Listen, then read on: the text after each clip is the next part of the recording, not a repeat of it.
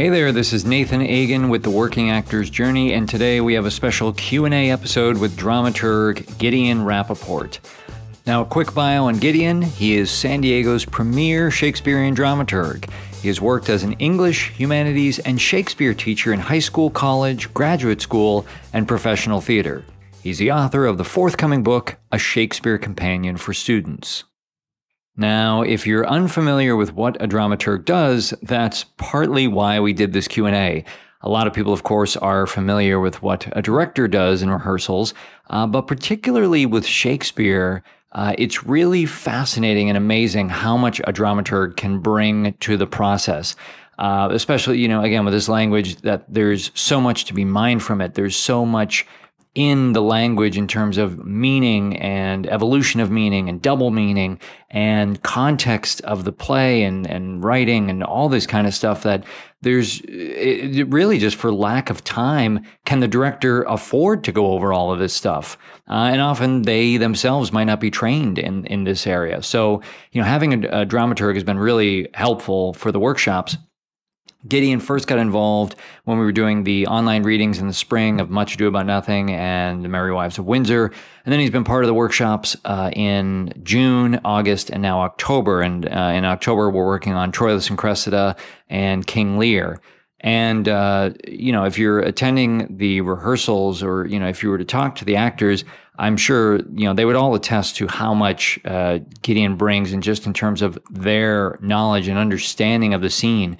And as we talk about, it's really collaborative that, Gideon is working in tandem with the actors and the director to, create that vision of the scene and really above all to make sure that the meaning is clear. That's really what his job is. So we had a great, Q&A session with Gideon, and actually one of the actors from King Lear from the scene had a couple more questions. So you hear Gideon working in real time with somebody, answering some questions, helping them understand things, and it's just really wonderful. So I hope you really enjoy this conversation. And as we mentioned, if you're part of the workshop, definitely continue attending the rehearsals, but also we'll have final performances of the two scenes the last week of October. That is going to be Tuesday, October 27th, and Wednesday, October 28th, both at 5 p.m. Pacific.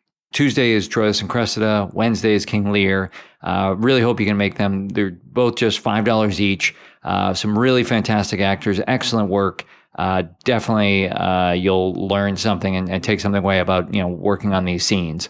And even if you're not an actor, I'm sure you will just enjoy their performances because again, we have some really fantastic, excellent actors, directors, people who have worked all over the country at major regional theaters doing Shakespeare. So it's just a really world-class, first-rate group of people. So that's it. I will leave it at that, and hope you enjoy this chat with Gideon Rappaport.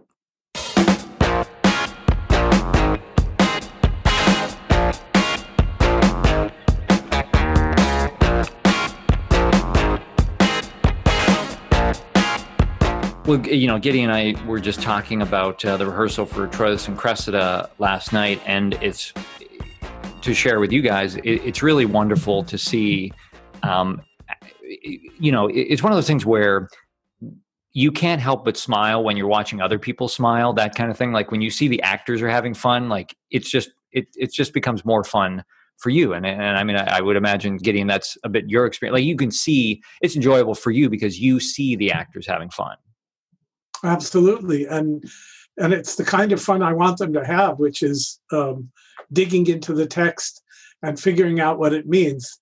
Dakin Matthews gave a wonderful talk last week or 2 weeks ago on all the rules that he doesn't believe in acting Shakespeare.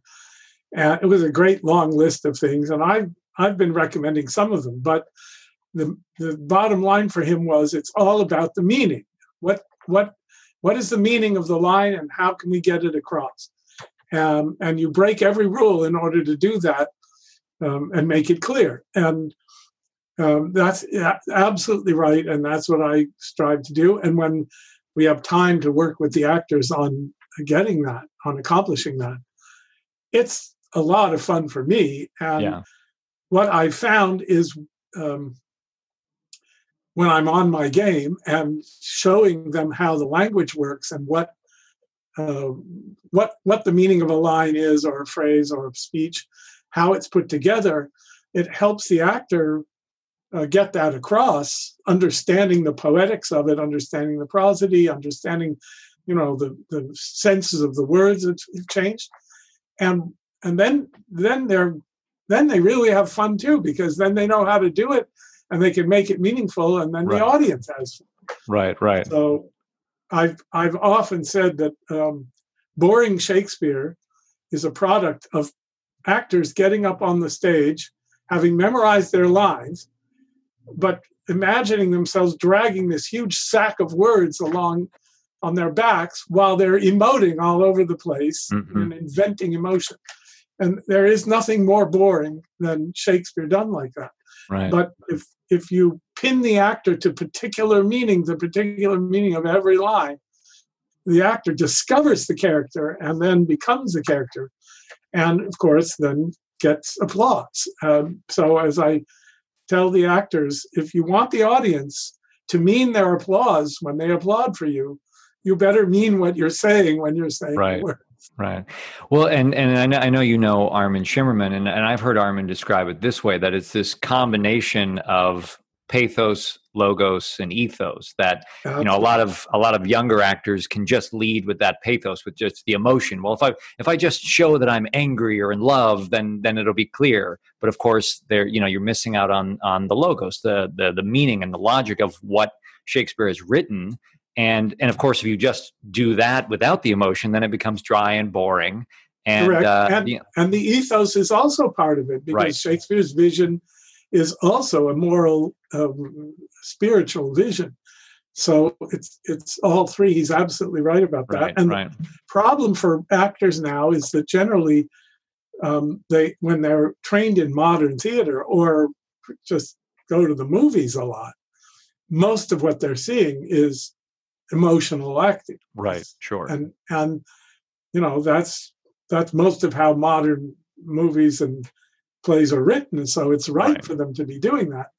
But Shakespeare's also very challenging at the level of reason and at the level of moral meaning. So when you get them all going, then it becomes truly great. And especially with film and TV, it's moments. That's how that medium is created, but filming little moments at a time.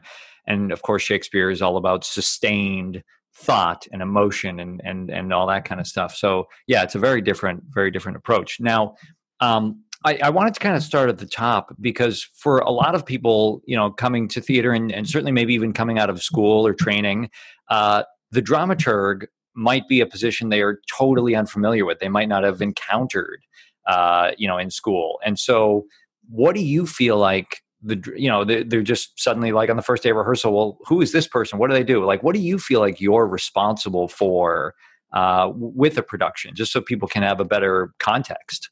That's a great question. The word comes from the German, and it originally just meant dramaturgos, meaning from the Greek, meaning a maker of plays.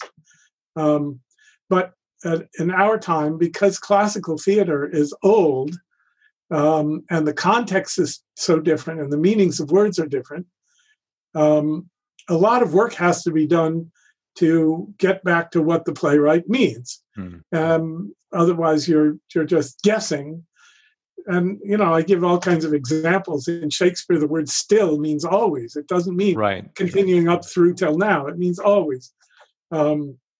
Jealousy can mean suspicion. So if you know that, if the actor knows that, the reading's going to be better. So, and directors who are really good know this stuff. And when they have time, they don't need a dramaturg. But many, many directors don't have the time to do this kind of work with actors. And so they bring in a person like me to say, okay, let's read through this speech and see exactly what the context is. What are the references to? What are the meanings of words? How does the poetry work? Where's the, let's say, antithesis is fundamental to all Shakespearean drama. So where's the antithesis in the line? Where's the antithesis in the speech? and figures of speech like chiasmus, for example, where if I'm working on Richard II, I'll have a whole talk about how there's a chiasmus at the center point of the play. A chiasmus is an ABBA structure, a mirror image structure. And at the center of that play, Richard II, he's asked, "Are you contented to resign the crown?" And Richard says, "I, no, no, I, for I must nothing be, therefore no, no, for I resign to thee." So he says yes, no, no, yes, which is also a pun on I know of no self because I'm not a king anymore. Mm. And that chiasmus from the Greek letter chi, which is an X, is the turning point of the play, and the whole play is a chiasmus. So the whole play is about Richard falling and Bolingbroke rising. Wow. And where they cross is when the crown changes hands, and it's in the form of a figure of speech. Wow. So the play is built on the figure of speech, and the moment is. And when actors find that out, it's thrilling because they can see how that moment fits into the whole structure of the play. Right, right. Romeo and Juliet is all about oxymorons. Oh, really? Yeah, there's a whole long speech of Romeo in oxymorons. There's a whole long speech of Juliet, and it's all about love and death. These great, huge opposites, and about love and the war between the families. So those are big examples of how Shakespeare expands a figure of speech to structure a play. But in any one line, there may be 20 different little kinds of figures of speech going on. A horse, my kingdom for a horse. In my book, I list, I think, 12 or 14 figures of speech that line embodies. And of course, he doesn't mean the actor to be thinking, "Oh, I've got to do these 20 figures of speech." He's using that as a technique because he knows it works on the empathic response of the audience. But when an actor knows that structure, he or she can bring out the meaning of the phrase or the line. Right. And then it's very satisfying. And then the actor says, "Oh, thank you. I didn't realize that. That's great." And then they absorb it, and they may forget it, but they use it. Right. And as you were talking about it, it can be so fascinating. Some of it becomes more of just discussion, but, understanding the context of the play, of why the play may have been written, the context of the Elizabethan society at the time, certainly understanding, whether it's for the Scottish play or Richard III, where you're talking about death and spirits and ghosts and all this kind of stuff that, how, and heaven and hell, and how seriously people took that, at the time. I think all of that stuff, which an actor just may not know coming to the play. Correct. It's really helpful. There will be many places when Shakespeare has a 4-word set of phrases, and if you know that there are 4 elements: earth, air, fire, and water in the medieval and Renaissance worldview, that everything's made up of those 4 things, inherited from a classical idea. Then you can see when Lear's on the heath and saying "blow winds" and "spout you hurricanos" and so on, he's going through all the 4 elements, and that helps the actor organize those great long speeches. And I'll quote a professor of mine who is a pretty well-known American poet named J.B. Cunningham. He taught Shakespeare, among other things, at my school, and he said, if you want to know what Shakespeare thought about ghosts, read everything said about ghosts in Hamlet and believe it. What did they believe about ghosts? Well, they believed all these things. Right. So that was in keeping with his dictum, which is that in Shakespeare, foreground is background. Shakespeare will tell you almost everything you need to know to understand the context, but you've got to know that he's telling you that. So he'll talk about the humors.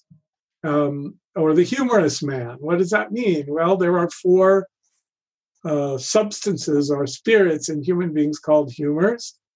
And if you know what they are, blood, phlegm, black bile, yellow bile, and what they correspond to, what they do to our psyche, a lot comes clear in the speech or even in characters.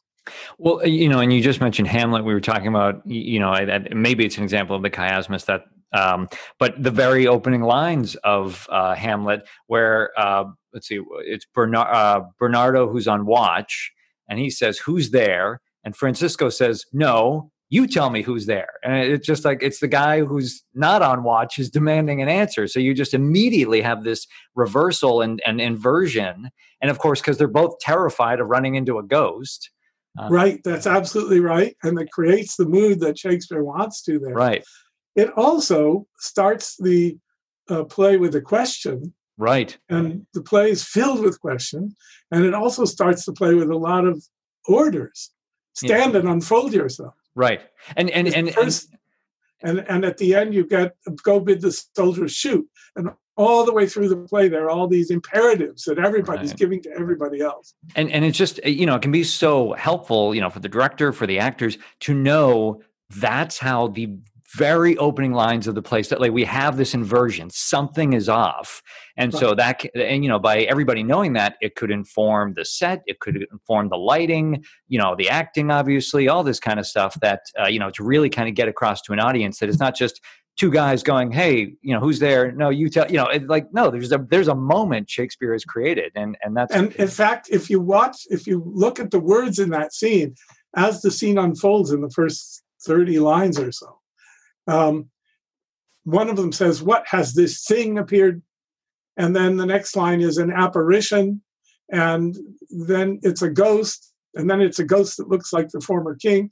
So there's a succession of words from the most general word, which is thing, to much more specific, all of them building this sense that they're terrified of the appearance of the and of course apparition. That scene's another great example, and later when Hamlet joins them, of remembering they did all these plays in the middle of the day, but Shakespeare used his words to tell the audience that it was dark as night and you couldn't see, very far and all this kind of stuff. So just understanding everything is in the words. It's right there. But to highlight that for the actors, I think can be really helpful, that it's right there. It's so valuable to know that, because an actor doesn't have to work so hard. So in that same scene, or no, it's at the end, when Hamlet says, you tremble and look pale, or somebody says to Horatio, you tremble and look pale. And so the actor playing Horatio probably can tremble, but it may be difficult for him to make himself look pale suddenly. Right. But he doesn't have to, because the character has said it. Right. And once it's said, we get it. So that I remind people that, and in this medium, it's particularly valuable to remember that people went to hear a play in Shakespeare's day rather than see.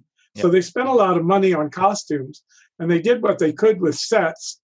But the main medium of the time was hearing the speech. Right. And if you've mastered that, then the rest just can follow along and be fine. Mm-hmm. Now, Maggie asked a question. She was curious because part of our workshops, you've been sitting in as part of the rehearsals, largely, there the entire time.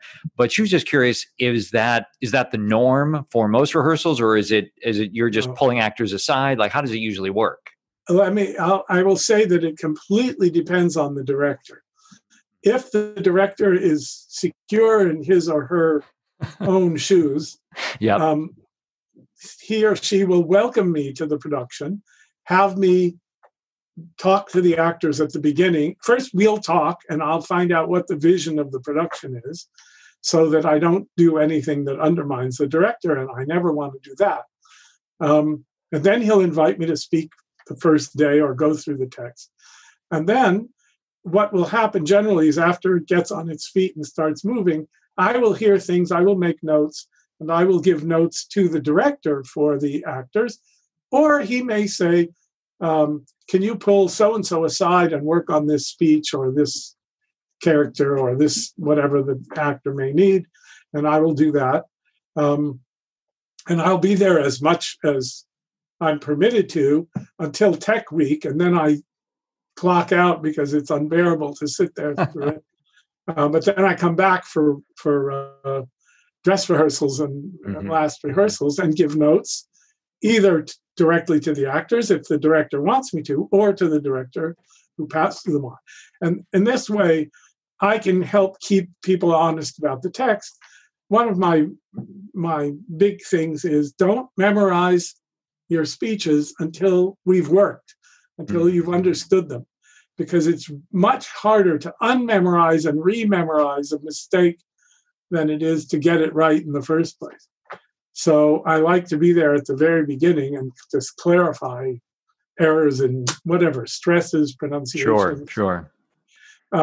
But it's always a symbiotic. I mean, obviously it's a medium that requires collaboration. Right. And it's always a symbiotic relation between the director and the dramaturg. And I mean, I've been thrilled with our productions online here because the directors are so grateful to me and welcoming, and I can feel free to make suggestions and then withdraw them if they don't want to do it. But so it feels really nice. It feels really nice to be able to have these conversations. Well, there are directors who are much more sensitive, and they will say, "Okay, come in and speak about this, and then go away. I don't want." And that's fine too. I'll do. Right.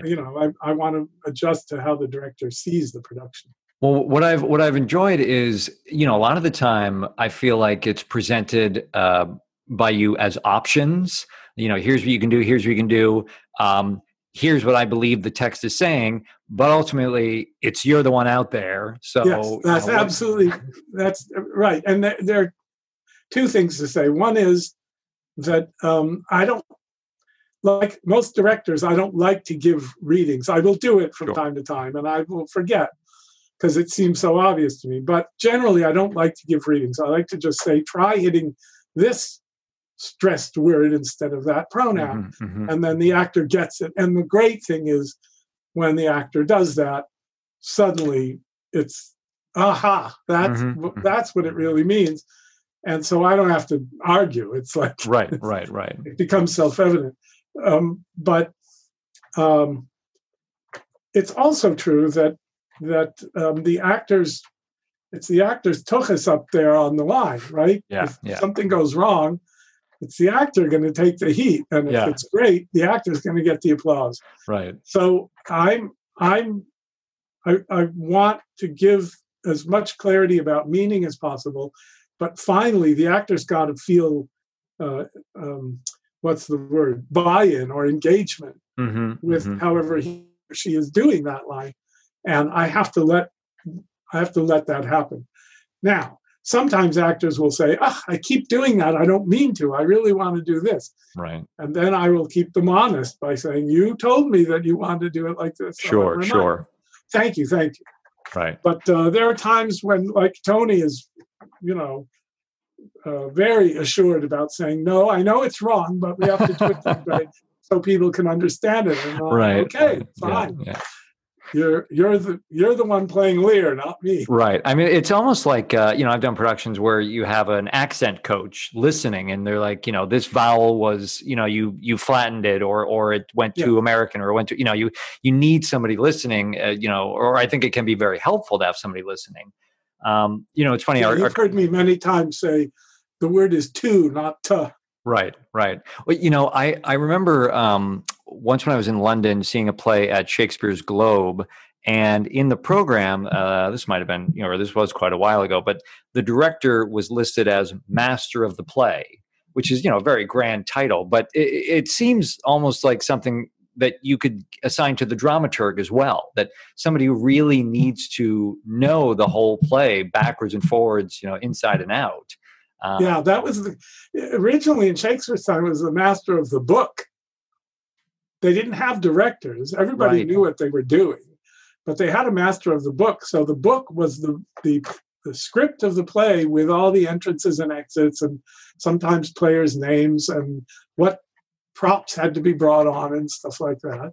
And he would sit there with the book watching the play and make sure that people knew where they were, because most of the actors got only what we still call sides, which is right.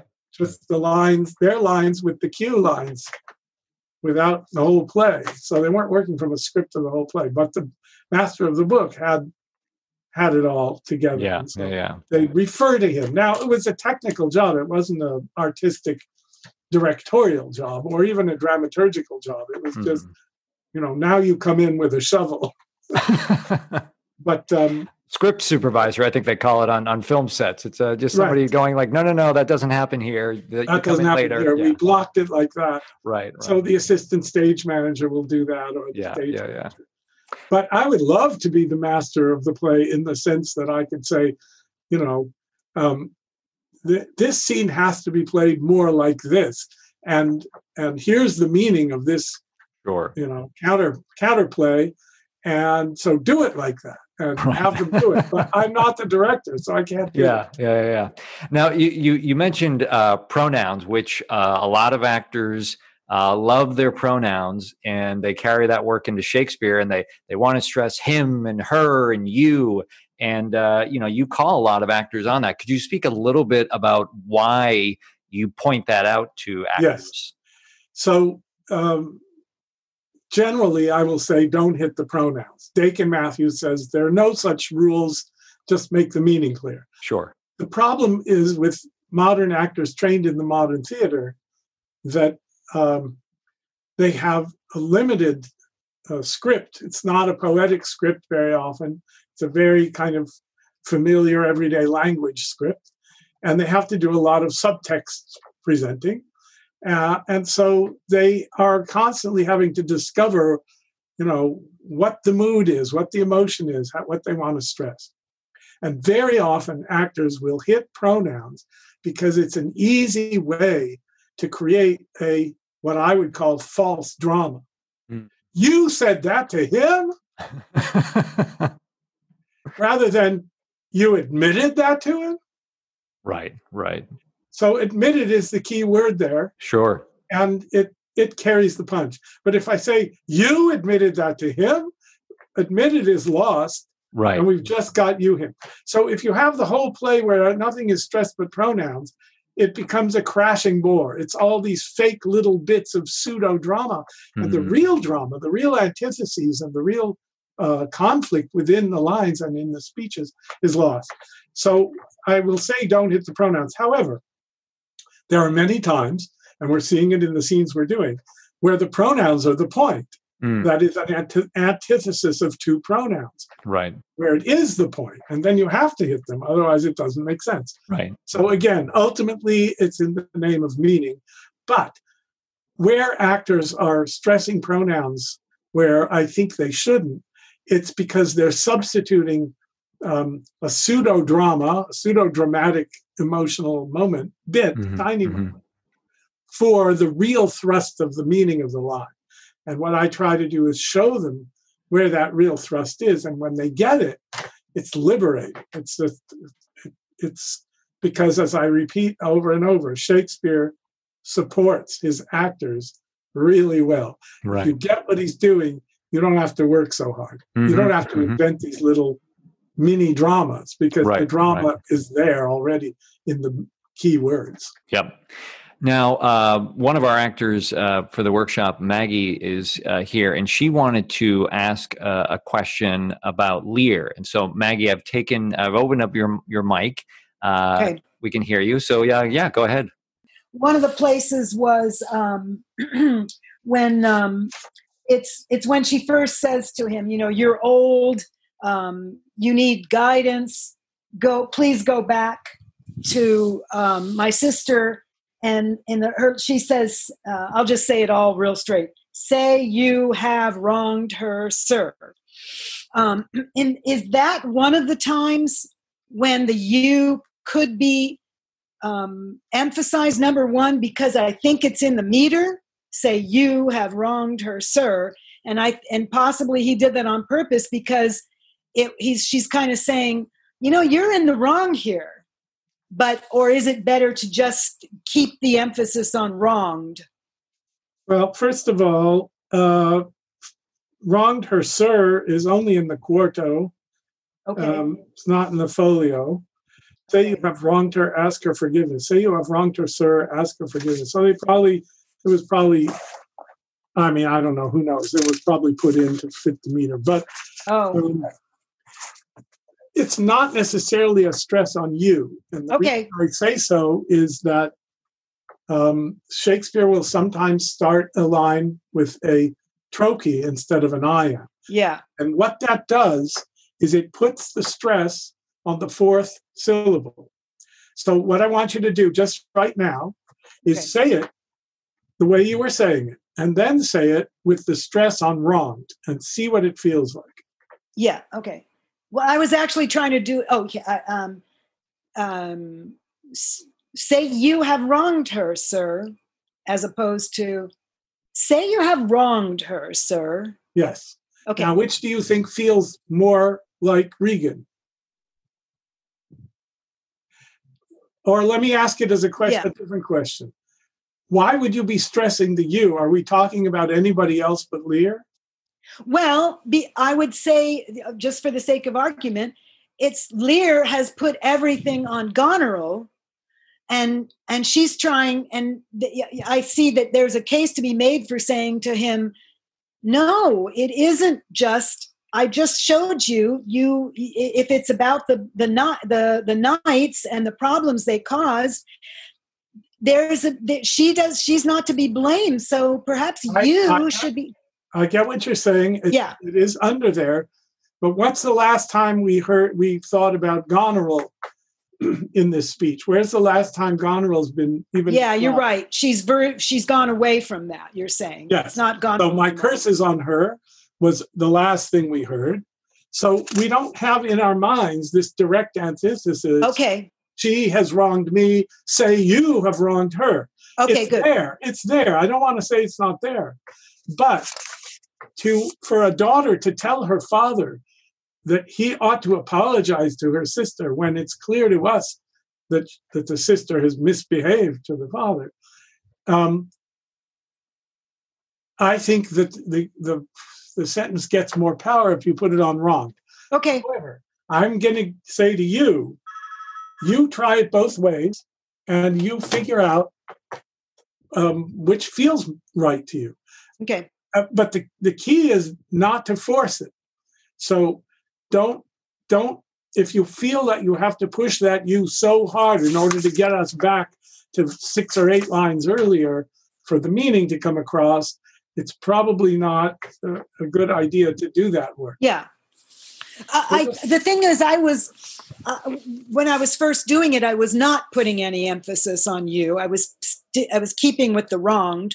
But then I started, playing with it and the meter stuff. I didn't quite understand. You said that there's a reason to not think that the you is being emphasized in that meter. But right. It was also because she's pointing out to him, you're an older person, and there's some case to be made for you making some mistakes, even without thinking specifically of Goneril. But I don't care either way. I'm looking for it. But like you said, I'll try it. I'll play with it some. I want to read Lear's speech.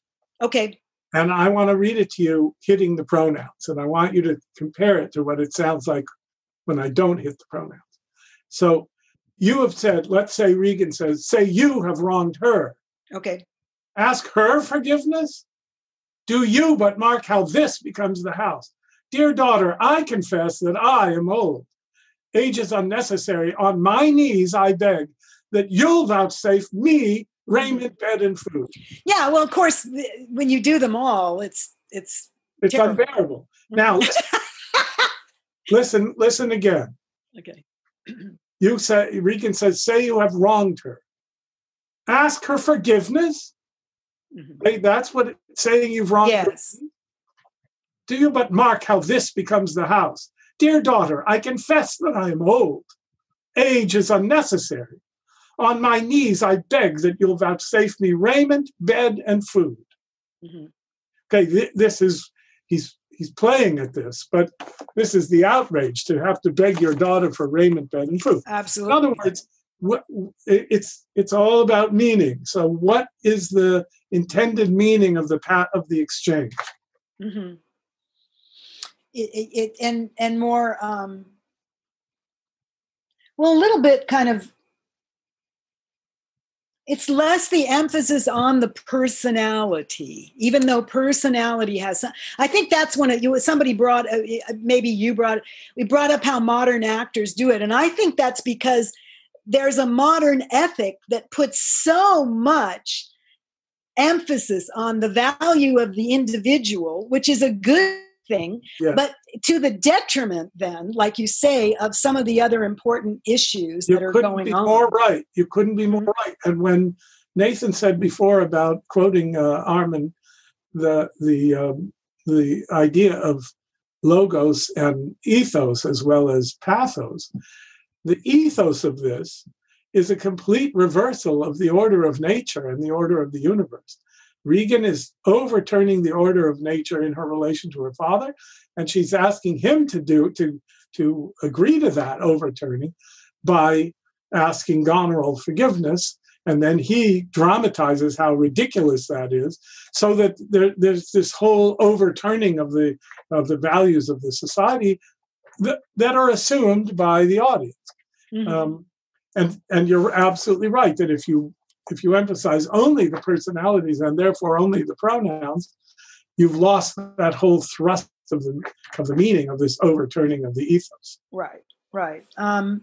Another question I had about the use of sir, is there a significance to her continually saying, "Oh, sir, this, sir, that," rather than father? I don't know whether that's an issue or not. Of course. I mean, okay, so it's much more it's like there's a formality there. It's somewhere between absolute formality, which would be Your Highness. Okay. And total familiarity, which would be Papa. Okay, that helps. Or Father.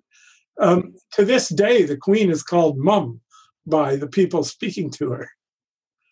They don't generally say Your Majesty. I suppose in formal occasions, of course, they do. But when you're introduced to the Queen, you say, "Yes, Mum." It's just Mum. Mm-hmm. So it's not so formal as she could be. But you're absolutely right that it is more formal than Dad. What she might say. So she starts by saying, "I am glad to see Your Highness." Yes. That's line 129. Yeah. And then she says, "I pray you, sir." So that's already demoting him from highness to, just a lord. But would it have been, I don't know how to say it. It's like, would a daughter have continually addressed her father as highness? No. Okay. It wouldn't. No, but she starts that way because it's a formal greeting. Yes. Okay. Then she comes down from that. All right, I'm gonna jump in because I know we could talk. What I love is we can talk at length over just two lines, but and there's so much more we could talk about. But okay, good. Yeah. Thank you very much for the questions, Maggie. Really appreciate it. So, and for those who are interested, you can either, if you're part of the workshop, sit in on the Lear rehearsals and see more of that, or you can come to the final presentation of the scene, and I'm sure that'll be a lot of fun. Now, Gideon, I just had a couple other short questions, or maybe I don't know if there's direct answers, but now that we in these workshops we have actors who've been doing this for decades, and some actors who are maybe a little bit newer to this. They have maybe some experience with it. Do you feel like there's something that you notice that older actors are able to do with a little bit more speed or efficiency, where younger actors have challenges, and if those younger actors could overcome that hurdle, they would be working at a higher level? Is there something that you've noticed? Yeah, I wouldn't say it's a specific hurdle, but it is the aggregate force of experience. Sure. So when I'm working with an actor like Sapna, for example, I make a suggestion and she takes it. And then there the next line, there might be some fuzziness. And then I make a suggestion about that. And then she takes that. And over time, it gets better.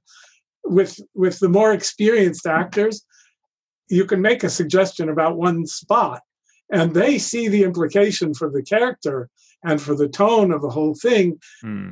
I had a great art teacher who used to say, if you change any brush stroke in a painting, you have to repaint the whole painting. It changes everything. Wow. That is, every little detail changes the relation of the whole. And so the more experienced you are as an actor, the more you have a sense, a knack, which is what Shakespeare had, a knack of the feel of the thing, of the meaning of the whole.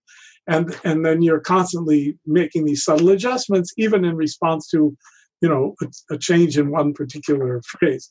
Whereas the younger actors, they're still building the performance out of all of these parts. Right. Well, and yeah, knack whole isn't necessarily there yet. And of course, in some, it's already there, and they're just better. They're ahead of the game. Well, and it also brings up the point about the kind of lack of ego around notes. That I think in general, and I can attest to this. If you're sitting around at the end of rehearsal, it's the older actors that almost say nothing when they get notes. It's the younger actors that need to pipe up and defend or explain. Well, this is why I did it this way, and and it's just like, it doesn't matter. Just take the note and do that. That's if they trust the director. Right. The director. Yes.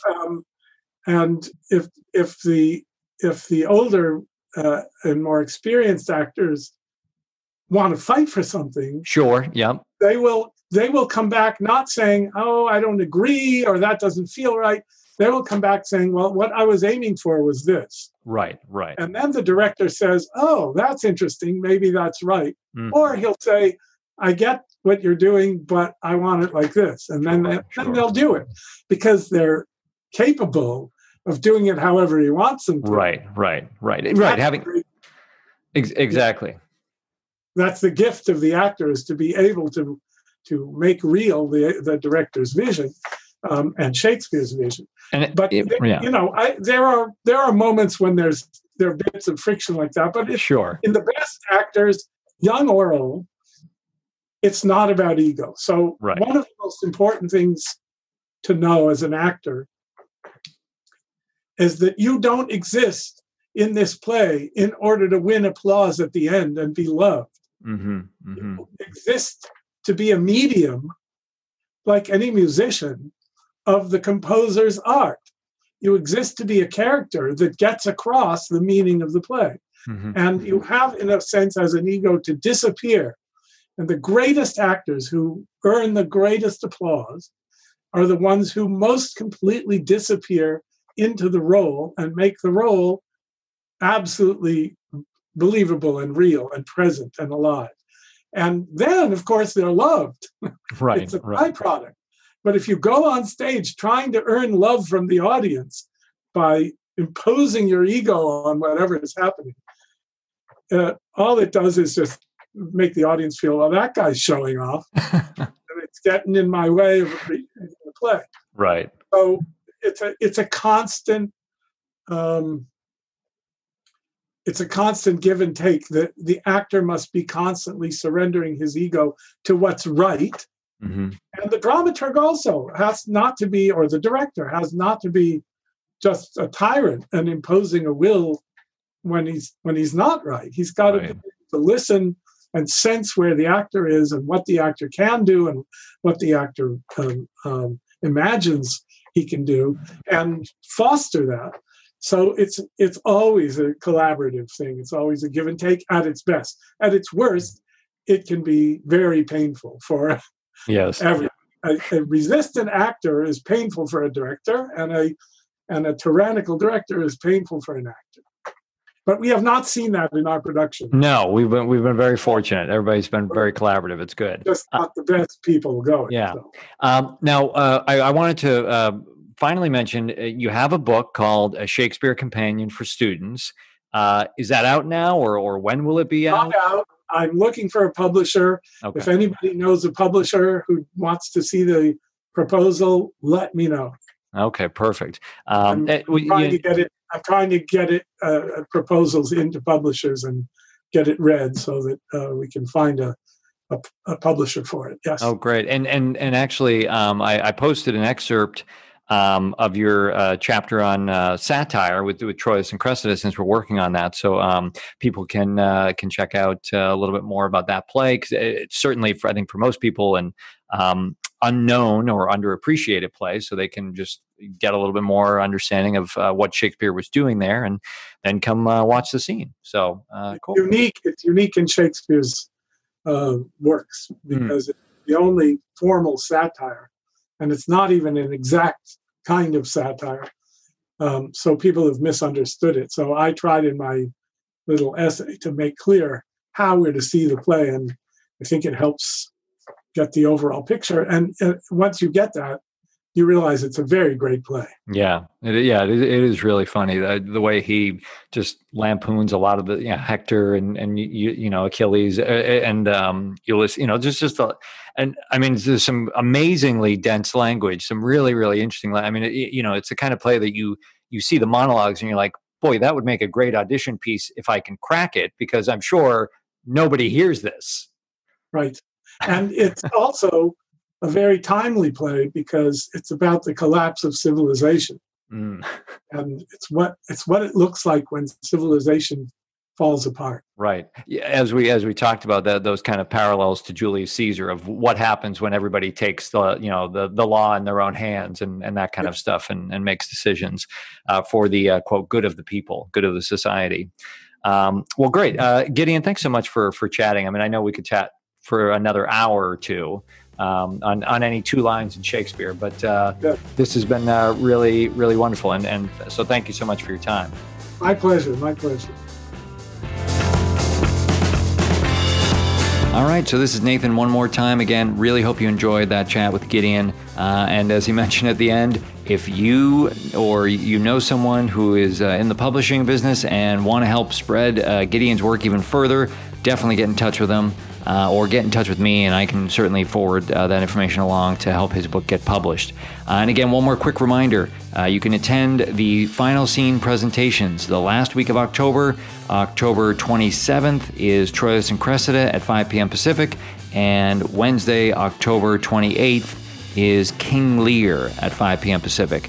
We got James Newcomb directing Troilus and Cressida with Ross Helwig, Sapna Kumar, and Marcelo Tuber. And King Lear, we got Jeffrey Wade directing with Tony Amendola as Lear, a party played at Utah Shakespeare, Elizabeth Dennehy as Goneril, and Maggie Velter as Regan. So both great scenes, each only $5. There are links, in the show notes and episode description, all that kind of stuff. But tickets are on sale now, all virtual, and hope to see you there. Hope you're doing well. Hope you really, again, enjoyed this conversation with Gideon as a dramaturg, and hopefully perhaps the next time either you have a monologue to work on or in rehearsals, and you have some sway or influence, maybe encouraging people to include a dramaturg in the process, or just seek one out on your own, because it's only going to advance your work and your understanding of what you're doing and make it that much more enjoyable and clear for the audience. So that is it. Hope you're doing well. My name is Nathan Egan, and enjoy the journey.